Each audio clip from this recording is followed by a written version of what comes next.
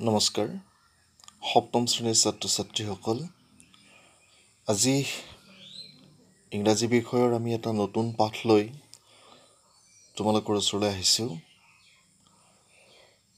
কিতাপৰ page number 2 আছে the ক্লেভাৰ শেফাৰ্ড ক্লেভাৰ মানে বুদ্ধিয়ক আৰু শেফাৰ্ড মানে হৈছে ভেড়াৰখীয়া ভেড়া চৰাই ভেড়াৰখীয়া আমাৰ ৰাজ্যখনত ইমান বেছি ভেড়াৰ সেই ধৰণৰ ব্যৱসায় নাই বা জাক বা চৰোৱা মানুহ নাই কিন্তু অন্যান্য বেলেগ কিছুমান ৰাজ্য আছে যিবিলাক ৰাজ্যত বহুত বেছি পৰিমাণৰ ভেড়া ছাগলী আছে আৰু সেইবোৰ চৰাবলৈ নিৰ্দিষ্ট মানুহ থাকে বা ৰখীয়া থাকে তাক শেফাৰ্ড বুলি কোৱা হয় তো শেফাৰ্ড মানে হৈছে ভেড়াৰখীয়া এইটো আচলতে গোটেই গল্পটো এখন নাটকৰ দৰে আৰু সেইকাৰণে ইয়াত তিনিটা দৃশ্যত ভাগ কৰি নাটকখন বুজাইছে মানে চিন 1 মানে প্ৰথম দৃশ্য চিন 2 মানে হৈছে দ্বিতীয় দৃশ্য আৰু চিন 3 মানে হৈছে তৃতীয় দৃশ্য তো ইয়াত প্ৰথমে গল্পটো আৰম্ভ কৰাৰ আগে নাটক হ'লে এখন নাটকত প্ৰত্যেকজনৰে মুখত যি ধৰণৰ সংলাপ থাকে বা ডায়লগ থাকে সেই ধৰণে ইয়াত কাহিনীটো আগবঢ়াই লৈ যোৱা হৈছে প্ৰথমতে নেৰেটৰ বুলি এটা শব্দ লিখিছে নেৰেটৰ মানে হৈছে ব্যাখ্যাকাৰক অৰ্থাৎ এখন কেতিয়াবা কিছুমান টিভিৰ চিৰিয়েলতো দেখা যায় যে কাহিনীটো আৰম্ভ কৰাৰ আগে এগৰাকী ব্যক্তি ওলাই কিছু পৰিমাণে কাহিনীটো সম্পৰ্কত ব্যাখ্যা আগবঢ়ায় এটা সম্যক ধাৰণা দিবলৈ চেষ্টা কৰে ইয়াতো ঠিক তেনেকৈ গল্পটোৰ আৰম্ভণিৰ আগমুহূৰ্তত গল্পটো সম্পৰ্কত এই নেৰেটৰজনে অৰ্থাৎ যিজনে ব্যাখ্যাকাৰক শংকৰদেৱে ভাওনাবিলাকত যিটো চৰিত্ৰক সূত্ৰধাৰ বুলি উল্লেখ কৰিছিল যিয়ে তাৰ মানে কাহিনীটো আগবঢ়াই লৈ যায় তো সেই ব্যক্তিজনে কাহিনীটো সম্পৰ্কে কিছু ক'ব খুজিছে গতিকে তোমালোকে কথাখিনি মন দি শুনা লগতে যিবিলাক টান শব্দ থাকে সেই শব্দবিলাক মন কৰিবা আৰু নোটছ কৰি যাবা নেৰেটৰে কৈছে a king named John rule over England এগৰাকী জন নামৰ ৰজাই ইংলেণ্ডত শাসন কৰিছিল এ কিং নেমড জন এগৰাকী ৰজা যাৰ নাম আছিল জন ৰুলড শাসন কৰিছিল অভাৰ দ্য ইংলেণ্ডত মোৰ দেন 700 years ago প্ৰায় 700 বছৰ আগতে আজিৰ পৰা 700 বছৰ আগতে ৰজা জন নামৰ এজন ৰজাই ইংলেণ্ডত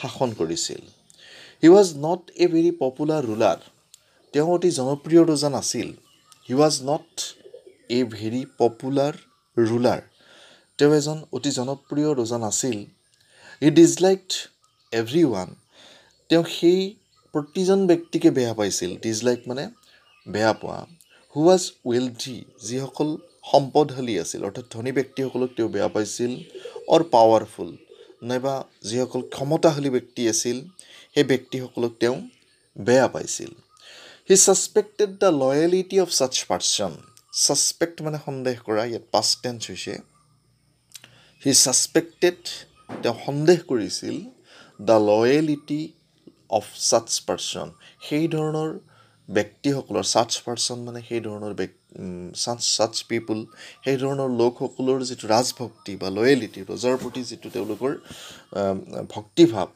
সেইটো তেওঁ সদায় সন্দেহ কৰিছিল and was always looking for a chance look for মানে বিচৰা ইয়াত লুকিং ফৰ কণ্টিনিউৱাছ টেন্স বুজাইছে তেওঁ সদায় এটা চান্স বিচাৰি আছিল বা সুযোগ বিচাৰি আছিল টু একিউজ দেম সিহঁতক দোষাৰোপ কৰিবলৈ বা সিহঁতক অভিযুক্ত কৰিবলৈ একিউজ মানে অভিযুক্ত কৰা অফ ছাম ক্ৰাইমছ কোনোবা দোষত ক্ৰাইম মানে দোষ এণ্ড টেক এৱে দিয়াৰ ৱেল্থ আৰু সিহঁতৰ সম্পদবিলাক যাতে বাজেয়াপ্ত কৰিব পাৰে লৈ আহিব পাৰে টেক এৱে এণ্ড পাৱাৰ বা সিহঁতৰ যিখিনি শক্তি ক্ষমতা সেই ক্ষমতাখিনি ক্ষমতাচ্যুত কৰিব পাৰে কেনেকৈ এই সুযোগটোৱে তেওঁ সদায় বিচাৰি আছিল এতিয়া চিন 1 অৰ্থাৎ প্ৰথম দৃশ্যটো আমি চাম ইয়াত দিছে প্ৰথমতে চাউণ্ড অফ ট্ৰাম্পেট হৈছে এক প্ৰকাৰৰ বজোৱা যন্ত্ৰ বাদ্যযন্ত্ৰ বুলি কোৱা হয় ট্ৰাম্পেট সাধাৰণতে ইয়াৰ শব্দটো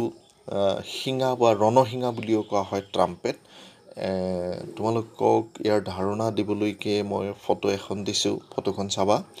আৰু লগতে এই বাদ্যযন্ত্ৰবিধ আমাৰ ইয়াত বেণ্ড পাৰ্টি, বিবাহ অনুষ্ঠান নাইবা অন্যান্য শুভ অনুষ্ঠানত যি বেণ্ড পাৰ্টি থাকে, এই বেণ্ড পাৰ্টিত এই ট্ৰাম্পেট বোলা পেঁপাটো বজোৱা হয়। তাত 2-3 প্ৰকাৰৰ পেঁপা থাকে, ট্ৰাম্পেট, ক্লাৰিনেট, এই পেঁপাবিলাকৰ নাম। আৰু তোমালোকে ট্ৰাম্পেট বিচাৰিলে, পিকচাৰ অফ ট্ৰাম্পেট বিচাৰিলে গুগলত বিভিন্ন ধৰণৰ সেই ধৰণৰ পেঁপাৰ ছবি পাবা। গতিকে যিহেতু আমি নাটকটোৰ দৰে বুলি কৈছিলোঁ, চ' নাটকৰ প্ৰথম যিটো দৃশ্য, সেই প্ৰথম দৃশ্যটো তোমালোকক দিছে। আৰম্ভ হোৱাৰ আগে আগে প্ৰথম দৃশ্যটোৰ যিখিনি সাজসজ্জা সেইখিনি কৈছে। আৱাৰ প্লে মানে ইয়াত নাটক, প্লে মানে নাটকো হয়। আৱাৰ প্লে টেক্স প্লেচ, আমাৰ নাটকখন আৰম্ভ হৈছে at the court of king John. Court মানে ৰাজসভা, কিং জনৰ ৰাজসভা, অৰ্থাৎ নাটকৰ আৰম্ভণিতে আমি মঞ্চত কিং জনৰ ৰাজসভাখন দেখুওৱা হৈছে।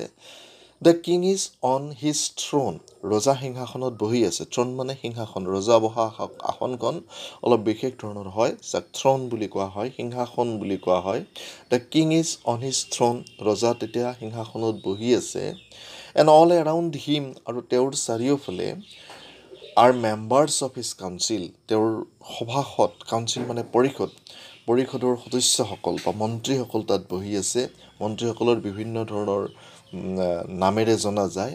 লৰ্ডছ, নাইটছ এণ্ড হাই প্ৰিয়েষ্ট, উচ্চ সম্প্ৰদায়ৰ ব্ৰাহ্মণ, লৰ্ডছসকল আছে তাত, নাইটছসকল আছে। এইবিলাক হৈছে সেই মন্ত্ৰীবিলাকৰ বিভিন্ন নাম।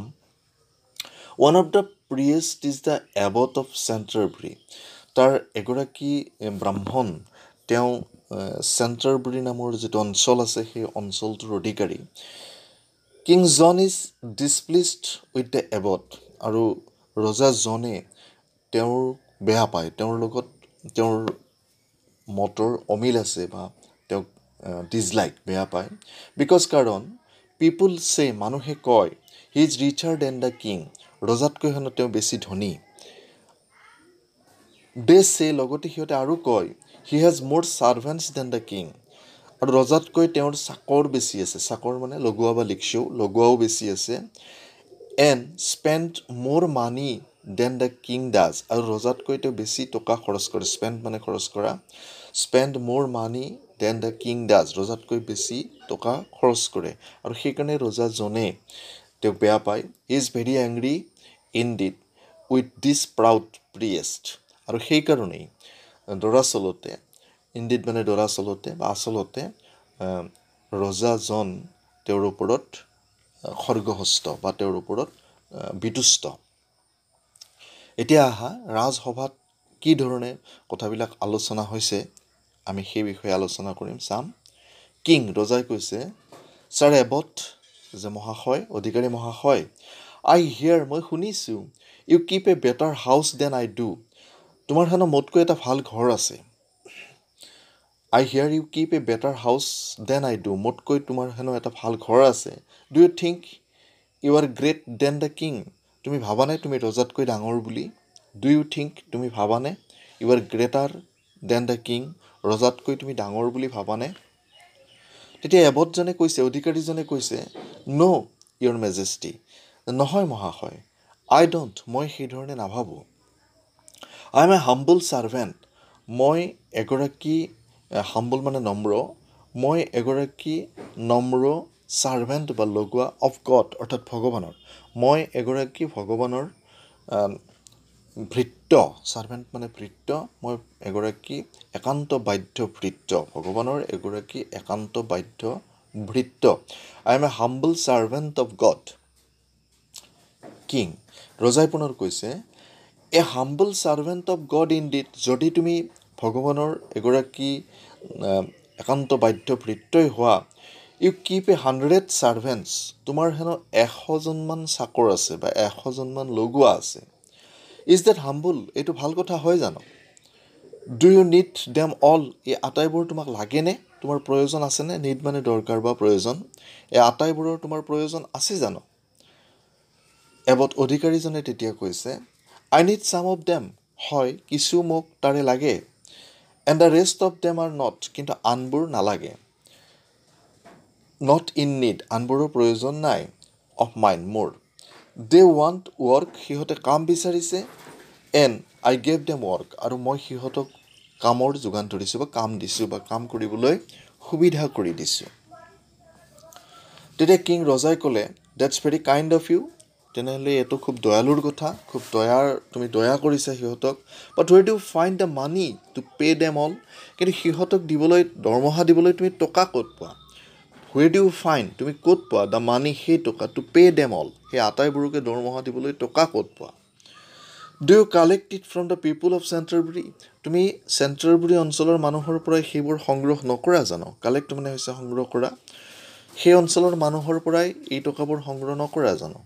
তেতিয়া এবতজনে ক'লে ন' ইয়'ৰ মেজেষ্টি, মেজেষ্টি মানে মহাশয় বুজাইছে বা সন্মানীয় এটা মাতা, সন্মানীয়ভাৱে যিটো সম্বোধন কৰা হয় সেইটো, ন' ইয়'ৰ মেজেষ্টি, যে নহয় মহাশয়, আই অনলি স্পেণ্ড মাই অ'ন মানি, মই অকল মোৰ নিজৰ টকাহে খৰচ কৰোঁ। অ'ন মানে নিজা, মানি মানে টকা, মই মাত্ৰ মোৰ নিজৰ টকাহে খৰচ কৰোঁ। কিং ৰজাই কৈছে ইনডিড, আচলতে হয়নে? You must be very rich, তেনেহ'লে তুমিতো বৰ ধনী। But I don't believe you, কিন্তু মই তোমাৰ কথাক বিশ্বাস কৰা নাই। You can't be so' rich, তুমিতো ইমান ধনী কেতিয়াও হ'ব নোৱাৰা। এণ্ড বিচাইডছ, আৰু ইয়াৰ উপৰিও U অটন্ট two B so' rich, আৰু ইমান ধনী হোৱা তুমি অনুচিত বা উচিতো নহয়। অটন্ট শব্দটোৱে নিগেটিভ, অট প্লাছ নট, অটন্ট হৈছে অনুচিত বা উচিত নহয়। ইউ আৰ এ প্ৰিয়েষ্ট, তুমি এগৰাকী ব্ৰাহ্মণ। এ প্ৰিয়েষ্ট অট টু বি লাৰ্ণড, ব্ৰাহ্মণ হিচাপে এগৰাকী ব্যক্তি শিক্ষিত হ'ব লাগে। এণ্ড ৱাইজ, আৰু জ্ঞানী হ'ব লাগে। নট ৰিচ, কিন্তু ধনী হোৱাৰ প্ৰয়োজন নাই। Are you a learned and wise men, তুমি শিক্ষিত আৰু জ্ঞানী ব্যক্তি হয়নে? তেতিয়া এবতজনে কৈছে how can I answer the question, মইনো কেনেকৈ উত্তৰ দিম মহাশয়, ইয়'ৰ মেজেষ্টি, সন্মানীয় মহাশয়, মইনো ইয়াৰ উত্তৰ কেনেকৈ দিম, মই জ্ঞানী নাইবা শিক্ষিত হয়নে নহয়, মই ইয়াৰ উত্তৰ কেনেকৈ দিম? তেতিয়া ৰজাই পুনৰ কৈছে কাণ্ট ইউ, তুমি নোৱাৰা। ৱেল দেন, ঠিক আছে তেনেহ'লে, তুমি যদি নোৱাৰা ঠিক আছে তেনেহ'লে, আই হেভ গট 3 আদাৰ কুৱেশ্যনছ ফৰ ইউ, মই তোমাক আৰু 3টা প্ৰশ্ন সুধিম। আই হেভ গট 3 আদাৰ কুৱেশ্যনছ ফৰ ইউ, মোৰ তোমাৰ বাবে আৰু 3টা প্ৰশ্ন আছে।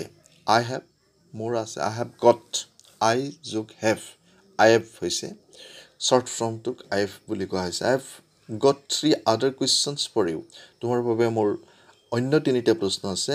এনচাৰ দিছ 3 কুৱেশ্যনছ, তুমি এই 3টা প্ৰশ্নৰ উত্তৰ দিবা। অৰ নহ'লে be ready to have your head cut off, তোমাৰ মৃত্যুদণ্ড শিৰচ্ছেদলৈ তুমি প্ৰস্তুত হ'বা। ৰেডি মানে প্ৰস্তুত হোৱা, হেড কাট অফ শিৰচ্ছেদ কৰা। আগৰ দিনত মানুহে যেতিয়া দোষ কৰিছিল ৰজাই, তেতিয়াহ'লে তেওঁক ডিঙিটো কাটি মৃত্যুদণ্ড বিহা হৈছিল। ইয়াত হেড কাট অফ মানে শিৰচ্ছেদ কৰা বা ডিঙিটো কাটি দিয়া, মূৰটো কাটি দিয়া, এইটো বুজোৱা হৈছে। তেতিয়া এবতজনে ক'লে to have my head cut of, তেওঁ আচৰিত হৈছে, মোৰ শিৰচ্ছেদ। ইয়'ৰ জোক ফ্ৰাইটেনছ মি ইয়'ৰ মেজেষ্টি, মহাশয় আপুনি যি জোক কৰিছে বা আপুনি যি ঠাট্টা কৰিছে, এইটোৱে মোক ভয় খুৱাই দিছে। ফ্ৰাইটেনছ মানে ভয় খোৱা, জোক মানে ঠাট্টা, আপোনাৰ ঠাট্টাই মোক ভয় খুৱাই দিছে। কিং ৰজাই কৈছে দিছ ইজ ন' জোক, এইটো ঠাট্টা কোৱা নাই মই, চিৰিয়াছলি, মই আচলতেই কৈছোঁ। চিৰিয়াছলি মানে সঁচাকৈ কৈছোঁ বা আচলতেই কৈছোঁ। I King John intent to have your head cut off, মই তোমাৰ শিৰচ্ছেদ কৰিবৰ কাৰণে ইচ্ছুক। If you can't answer my questions, যদিহে তুমি মোৰ প্ৰশ্নবিলাকৰ উত্তৰ দিব নোৱাৰা। ইণ্টেণ্ট শব্দটোৰ অৰ্থ হৈছে ইচ্ছা কৰা বা মনেৰে বিচৰা, সেইটোকে ইণ্টেণ্ট বুলি কোৱা হৈছে। আৰ ইউ ৰেডি, তুমি তেতিয়াহ'লে তোমাৰ মোৰ প্ৰশ্নৰ উত্তৰ দিবলৈ ৰেডি হয়নে? এবতজনে এন ইয়েছ অৰ্থাৎ ন' ইয়েছ, তেওঁ কোনোটো ভালদৰে ক'ব পৰা নাই, সেইকাৰণে এন ইয়েছ বুলি কৈছে, ইয়'ৰ মেজেষ্টি, মহাশয়। কিং ৰজাই কৈছে প্ৰথম অৰ্থাৎ ৰজাৰ প্ৰথম প্ৰশ্নটো এতিয়া সুধিছে, প্ৰথম প্ৰশ্নটো হ'ল how much M I worth মোৰ মূল্য কিমান ৱৰ্থ মানে হৈছে মূল্য মোৰ মূল্য কিমান একজেক্টলি হাউ মাছ যিমান হয় সিমানেই ক'বা নট এ পেনি মোৰ নট এ পেনি লেছ এপইচাও কম বা বেছি হ'ব নোৱাৰে পেনি অৰ্থাৎ এই গল্পটো যিজনে ৰচনা কৰিছে তেওঁ ৰাছিয়ান লিখক আৰু ৰাছিয়াত পেনি বুলি কোৱা হয় টকা গতিকে পইচাক পেনি বুলি কয় আৰু ৰুবুলক টকাক ৰুবুল বুলি কয় ইয়াত এপইচাও কম বা বেছি হ'ব নালাগিব দেৰ is laughter at the court সকলোৱে হাঁহিবলৈ ধৰিলে সভাসদসকলে লাফটাৰ মানে হাঁহিৰ গীতজনী উঠা দ্য নবলছ নোট দিয়াৰ হেডছ আৰু যিসকল জ্ঞানী ব্যক্তি আছিল নবলছ সন্মানীয় ব্যক্তি আছিল নোট মানে হৈছে শিৰণত কৰা তেওঁলোকে মূৰ তল কৰিলে and looked at the abbots with amusement আৰু সকলোৱে এমিউজমেণ্ট খুব মানে ভাল লগা এটা বিষয় সেইটো এমিউজমেণ্ট বুলি কোৱা হয় এইটো এটা অধিকাৰীজনৰ এই অৱস্থাত সকলোৱে ৰগৰ পালে বা সকলোৱে হাঁহিৰ খোৰাক বিচাৰি পালে about how much are your worth অৰ্থাৎ আপোনাৰ মূল্য কিমান I are what's the next question তেতিয়াহ'লে আপোনাৰ আকৌ দ্বিতীয় প্ৰশ্নটো ইয়ৰ মেজেষ্টি মহাশয় প্ৰথমটো আপুনি সুধিলে যে আপোনাৰ মূল্য কিমান এতিয়া দ্বিতীয় প্ৰশ্নটো কওক how long will it take for me to ride round the world পৃথিৱীৰ চাৰিওফালে এপাক ঘূৰিবলৈ মোক কিমান সময় লাগিব how long will it take কিমান সময় লাগিব ফৰ মি মোক to ride round the world পৃথিৱীৰ চাৰিওফালে এপাক ঘূৰিবলৈ তেতিয়া এবটজনে ক'লে এণ্ড দ্য থাৰ্ড ওৱান আৰু তৃতীয় প্ৰশ্নটো হোৱাট আই এম থিংকিং মই কি ভাবি আছোঁ এইটো হ'ল তেওঁৰ তৃতীয় প্ৰশ্ন ৰজাৰ এভৰি ওৱান লাভছ এগেইন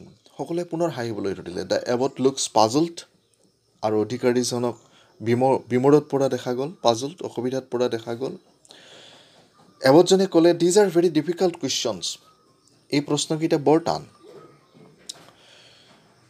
ইয়ৰ মেজেষ্টি মহাশয় I am unable to answer them immediately মই অতি সোনকালে ইয়াৰ উত্তৰ দিবলৈ অপাৰগ হ'ম আনএবল অসমৰ্থ হোৱা এনচাৰ দেম ইমিডিয়েটলি তৎক্ষণাত ইয়াৰ উত্তৰ দিবলৈ মই অসমৰ্থ হ'ম I need some time to think মোক ভাবিবলৈ অলপ সময় লাগিব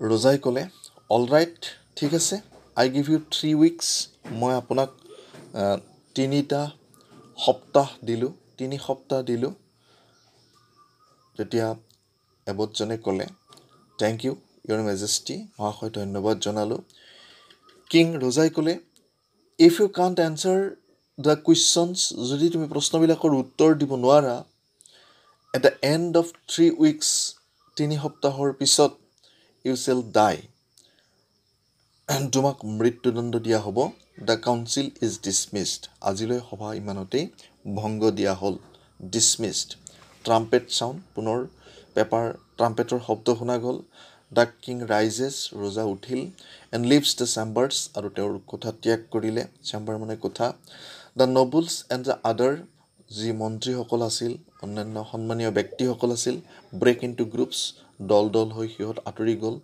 all of them discussing the Abbott chance in 3 weeks from নাও আজিৰ পৰা 3 সপ্তাহ পিছত অধিকাৰীজনে এই প্ৰশ্নৰ উত্তৰ দিব পাৰিব নে নোৱাৰিব এই বিষয়টোকে আলোচনা কৰি তেওঁলোক ঘৰাঘৰি গুচি গ'ল আৰু আমিও আজিলৈ এই গল্পটোৰ প্ৰথম দৃশ্যটোতেই আজিৰ পাঠটো সামৰিছোঁ ইয়াৰ আমি প্ৰশ্ন উত্তৰ শিতানলৈ আহিছোঁ এতিয়া আমি এই প্ৰথম যিটো চিন আছে এই প্ৰথম চিনটোত যিকেইটা প্ৰশ্ন সম্ভাৱ্য আছে সেইকেইটা আমি চাবলৈ চেষ্টা কৰিম তোমালোকে 8 পৃষ্ঠালৈ আহা তাত ৱৰ্কিং উইথ দ্য টেক্সট প্ৰথম প্ৰশ্নটো আছে why did King John dislike the abbot ৰজাজনে অধিকাৰীজনক কিয় বেয়া পাইছিল আমি জানোৱে যে ৰজাজনে অধিকাৰীজনক বেয়া পোৱাৰ কাৰণটো আছিল তেওঁ ধনী আছিল তেওঁৰ বহুত চাকৰ আছিল আৰু সেইকাৰণে বেয়া পাইছিল আমি ইয়াত উত্তৰটো এই ধৰণে লিখিব পাৰোঁ King John disliked the abbot because the people said the abbot is richer than king and he had more servant than king so the king dislike the abbot আৰু সেইকাৰণেই তেওঁক বেয়া পাইছিল। এতিয়া আমি কুৱেশ্যন নম্বৰ বি লৈ আহিছোঁ। B number প্ৰশ্নটো আছে, how many servants did the abbot have? ৰজাৰ এবট অধিকাৰীজনৰ কিমান চাকৰ আছিল? আমি উত্তৰ জানোৱেই আমি যে অধিকাৰীজনৰ 100জন চাকৰ আছিল। তো আমি ক'ব লাগিব the abbot had 100 servants. The abbot had 100 servants. ৰজাৰ 100গৰাকী চাকৰ আছিল। তো এতিয়া চি নম্বৰ প্ৰশ্নটোলৈ আহা, what 3 questions did the king ask the Abbott? ৰজাই অধিকাৰীগৰাকীক কি 3টা প্ৰশ্ন সুধিছিল? অৰ্থাৎ ৰজাই অধিকাৰীগৰাকীক সোধা 3টা প্ৰশ্ন কি কি আছিল? তো আমি জানো যে তেওঁ প্ৰথম প্ৰশ্নটো সুধিছিল যে তেওঁৰ মূল্য কিমান আছিল, সেই প্ৰশ্নটো সুধিছিল। গতিকে আমি উত্তৰ হিচাপে আগবঢ়াম, the king asked the Abbott 3 questions given below. Number 1, how much the worth of the king? How much the worth of the king? এটা হল প্ৰথম প্ৰশ্ন। 2, how long will it take for the king to ride around the world? How long will it take for the king to ride around the world? পৃথিৱীৰ চাৰিওফালে এপাক ঘূৰিবলৈ ৰজাক কিমান সময় লাগিব? আৰু তৃতীয় প্ৰশ্নটো আছিল, হোৱাট হি ৱাজ থিংকিং? তেওঁ কি ভাবি আছিল? What he was thinking. তো these are the 3 questions asked by the king to the abbot.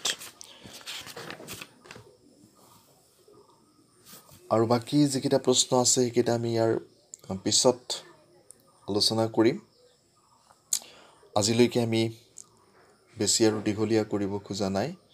এইখিনিতে তোমালোকক এটা বস্তু কৈ থ'ব খুজিছোঁ, ৱৰ্কিং উইথ লেংগুৱেজ বুলি এটা বস্তু আছে। আৰু ৱৰ্কিং উইথ লেংগুৱেজৰ 1 নম্বৰটো চোৱা, page number 9। The adverb form of serious is seriously. অৰ্থাৎ চিৰিয়াছ শব্দটোৰ এডভাৰ্ব ৰূপটো হৈছে seriously. And immediate is immediately. Immediate শব্দটোৰো এডভাৰ্ব ৰূপটো হৈছে immediately. Now write the adverb form of the following adjectives. এতিয়া তলত দিয়া এডজেক্টিভবোৰৰ যিটো এডভাৰ্ব ৰূপ সেইটো বহুওৱা। ইয়াত দিছে প্ৰথমতে হাম্বল। হাম্বল শব্দটোৰ এডভাৰ্ব ৰূপ হ'ব হাম্বলি, কিন্তু ইয়াত এটা বস্তু চাব লাগিব যে ৱাই যোগ কৰোঁতে ইয়াত ইটো উঠি যাব। অৰ্থাৎ ইয়াৰ উত্তৰটো হ'ব HUMBLY, যিটো স্পেলিংটো হ'ব HUMBLY, হাম্বলি। ক্ল'জলি, ইয়াত আকৌ ইটো থাকিব CLOSELY, ক্ল'জলি। এবলি, ইয়াৰো ইটো উঠি যাব ABLY, এবলি। ৱাইজলি, ইয়াত ইটো থাকিব ৱাইজলি, LY যোগ হ'ব WISELY। কাইণ্ডলি, ইয়াত অকল LY যোগ হ'ব কাইণ্ডলি। প্ৰাউডলি, একেধৰণে LY যোগ হ'ব। আৰু এংৰিলি, ইয়াত ৱাইট ঠাইত আই হ'ব আৰু LY যোগ হ'ব ANGRILY, এংৰিলি। এইকেইটা হ'ব ইয়াৰ এডভাৰ্ব ফৰ্ম। তোমালোকে এই এডভাৰ্ব ফৰ্ম কেইটাও আজি লিখি ল'বা। আজিলৈকে আৰু দীঘলীয়া নকৰোঁ, ইমানতে সামৰিছোঁ। আটাইলৈ বহুত বহুত মৰম আৰু ধন্যবাদ জনাইছোঁ। আৰু আজিৰ পাঠ ইমানতে সামৰিছোঁ। নমস্কাৰ।